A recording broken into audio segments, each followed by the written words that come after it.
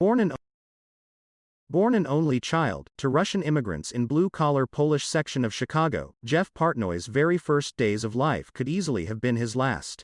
Born with an enlarged stomach and colon, Jeff was only hours old before he had to undergo emergency procedures to remove 3 feet of intestine and over 12 square inches of stomach lining.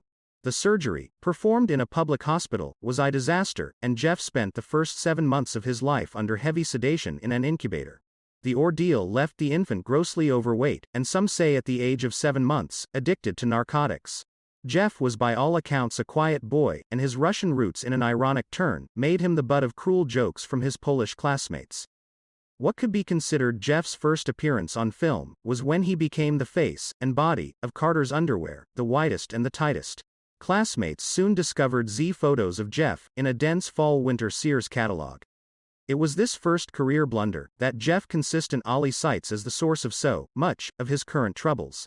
Due to constant bullying, Jeff was unable to finish public elementary school in his neighborhood, so he was bused into the neighborhood of Lake Forest to attended Lake Forest Elementary, and later Lake Forest Academy, an elite Catholic prep school. His biting wit and goofball mimicry played well with his peers, but there were clearly tears behind the laughter. Tragically, when Jeff was a sophomore, he was found passed out and asphyxiated in the girls' locker room. The manner of asphyxiation, enema bag and attendant pornography, granny flaps, and bags of whiteout that were in his possession, again, made him a target of japes by his peers, and sadly no amount of clowning could assuage his classmates' contempt for him. Disgusted and humiliated by Jeff's behavior, his father and mother together left the family unit, shattering Jeff's ideal of them when they wrote him a Dear Jeff note. The letter contained one simple sentence: "It's your fault." It was signed, Mom and Dad. Attached to the brief letter was $54. Jeff went into a tailspin, began drinking, dropped out of high school, and turned inward, drowning his troubles in a burgeoning new wave scene. He would spend days on end drinking and amassing an enormous record collection, spending almost half his fortune, before eventually hitchhiking to Seattle, Washington, to follow his love of music. It was here, while living with other runaway teens, that he met a young Courtney Love. After Courtney learned of Jeff's $54 windfall, she begged him to try heroin, fell in love with him and proposed. Although she continued to date outside on the engagement, Jeff remained a staunch supporter of her lifestyle and even her poetry. Later telling Spin magazine, Courtney was the best poet around. She used to read stuff to me, and I would think, man, this chick is insane. Not insane like fun, insane in a cool way.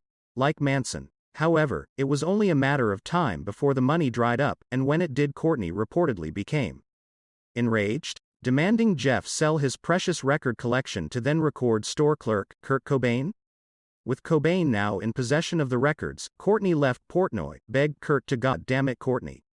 The rest, of course, is her story? Oh, I bet. Anyway, Jeff, however, had yet to make his mark. After working briefly as a barista at Who Gives a Frick Coffee, Jeff's vinyl hobby got him a morning DJ spot alongside AM Shock Jocks, Rager and the Jizz. But it was not Jeff's musical tastes that appealed to them, it was his foul mouth and juvenile brand of humor. However, a year into his internship, Jeff tapped into a talent he never knew he had.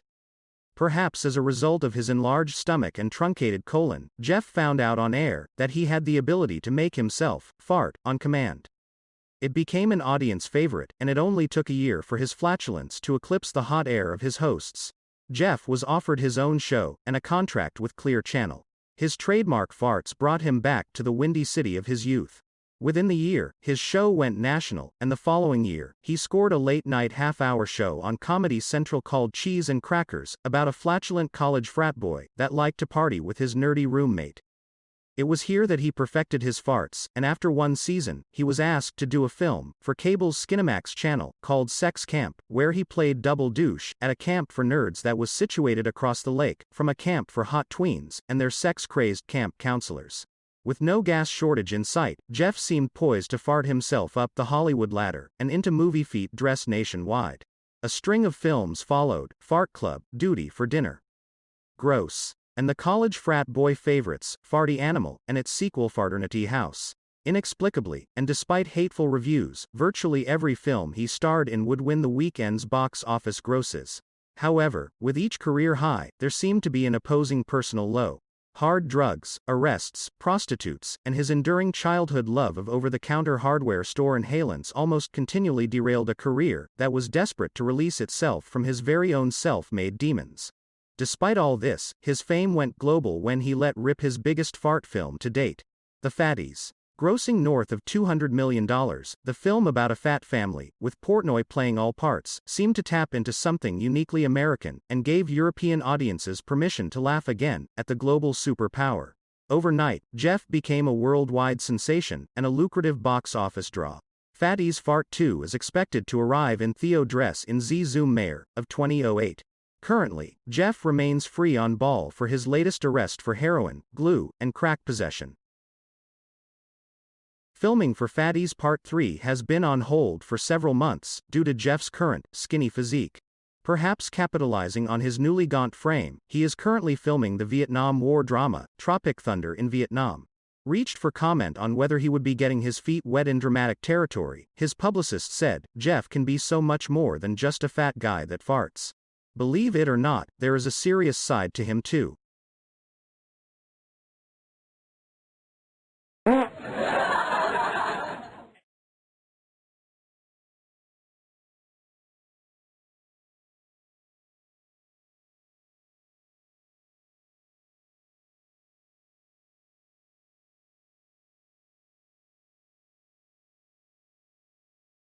Heat Vision and Jack. Jack Austin, super intelligent renegade astronaut.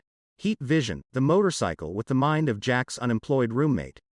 Together they run for their lives, blocked at every turn by adventure.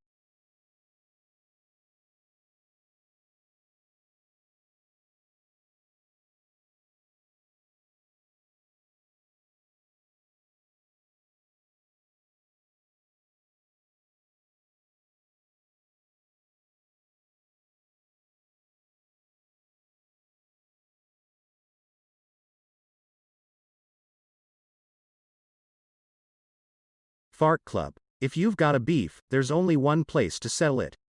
In the Fart Club, Jeff Portnoy stars in a movie that pulls no punches, but many fingers.